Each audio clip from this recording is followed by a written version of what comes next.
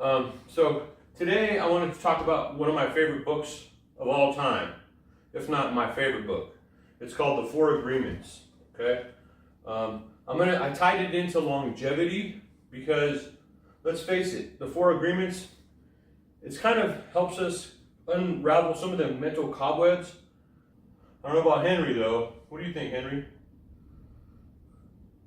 Do you have agreements? Do dogs have agreements? So with my students, I talk about the amendments to the Constitution and stuff. And so when you're talking about the constitutional amendments, well, you're talking about like things that have been changed because they weren't working, right? And if they didn't change, it was affecting a lot of people in a negative way, right? So that's what the same thing with this, right? Now, I gotta apologize, first of all. I'm trying to do the board thing now because I am a teacher, but unfortunately, I gotta go buy some markers. The marker I had, the black one, ran out of ink, of course, because I just pulled this thing out of the garage today. So the four agreements for longevity, right? It's a mindset shift. You want to learn how to live longer without complicating things so much, you know? It's all about mindset, right? You gotta learn, right? You gotta learn that maybe your diet's gonna be important, maybe exercise is gonna be important, right? But this Don Miguel Ruiz's book here called The Four Agreements, okay? This book is a blueprint for longevity. Okay, I don't know if you can read that, but it doesn't matter because I just read it to you. If you look at it, you know, the way I'm about to show you. So the four agreements start off with be impeccable with your word. Okay? So what does that mean, right? Well, words are powerful, right? And you can say certain things and you can ruin somebody's day, you can ruin their life. You know? You never know what people are thinking, right? And how people internalize things, right? And so I know that you shouldn't have to run around life thinking like, oh man, I can't say this, I can't say that, I can't be myself, right? But realistically, there's a lot of people that are sensitive, and you got to be sensitive to them. You know, you don't want to be rude to them like that. You know, they might have some mental illness, they might be trying to deal with some stuff. Who knows, right? But by us poking the bear, that's not cool, right? So let's just be respectful to where they're at in their life, in their plight, in their intelligence, and their emotions. So what you say, what you believe, is what you become. Okay, so when it comes to longevity, be impeccable with your word, right? So that's the first one, right? There's four of them. So, but before I get into the second, third, and fourth, just to tell you real quick about this book. This is a guide, it's called A Guide to Personal Freedom, and it's actually from Toltec wisdom from like 3,000 years ago.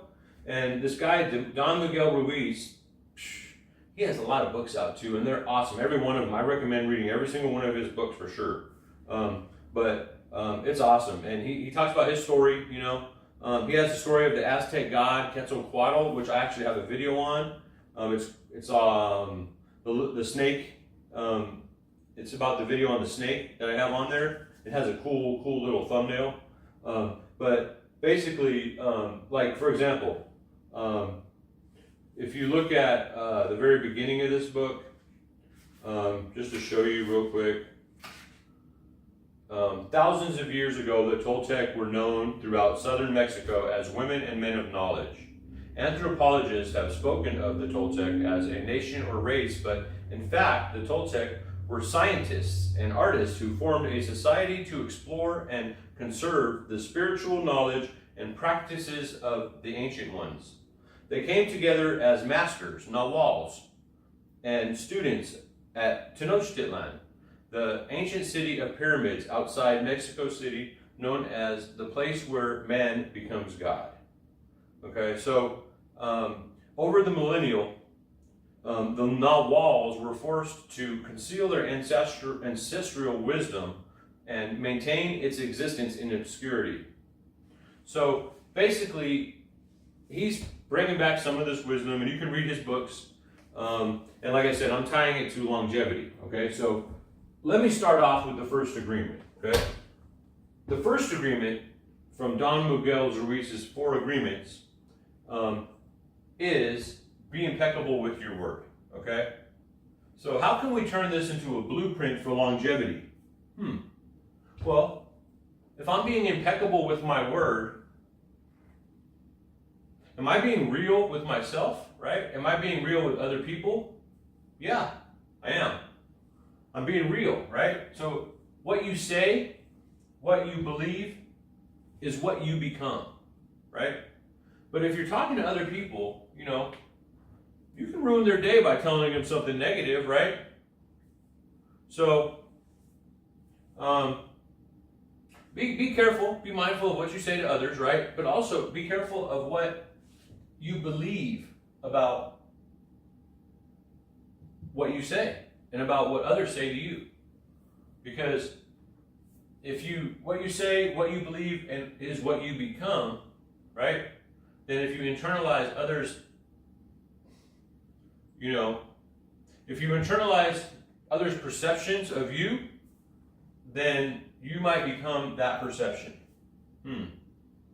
That's not good, right? So, real quick, who was it? Yeah, I have a story on here. Just when I was a little kid, 7th grade, I tell my students this, right? I was playing basketball with my friends. We were playing, actually I was gonna try to get on a team, I remember. And I remember somebody telling me that I was too short. And I was like almost 5'10" when I was at my height, of my height. Because, you know, we shrink as we get older. I'm a little bit shorter now, but I was almost 5'10", so therefore I wasn't that short. I wasn't short, like I was normal. I was actually taller than normal, right? But somebody told me that. And so I actually, later on after high school, I started playing a lot of basketball and I got really good at it. Like, I remember I went through a whole month and I never lost. Like, I'm not saying that somebody couldn't beat me. No, I'm not saying that. I'm just saying that the people I played at that time, I happened to win. Luckily, but I won. I actually won, right? So my point is that in high school, you know, if I would have played, I might have been good. I might have been a good point guard or something, you know, or, you know, in high school, I guess 5'10", maybe back then it wasn't that bad. But, you know, they were trying to tell me, like, to be a pro. Like, I'm not trying to be a pro. So I didn't want to be. I didn't care about it. I mean, I wasn't thinking about like that, but they had me thinking, like, well, you'll never be a pro. You might as well just quit now. Okay. And that's the same story of 𝐊𝐘𝐒, right? Go back to the cave and never come out, right? So, and I did. I never came out until I got older. And then I came out and I'm like, oh man, I play basketball. I'm good at it. Damn it. I wish I would have played, right? So, anyway. So, agreement number 2, right? Let's tie it to longevity, okay? So, don't take anything personally. Yeah, so in life, right? Be impeccable. First of all, your word, right? Your word can make a lot of good or bad things happen. You know, so be careful about what you say, right?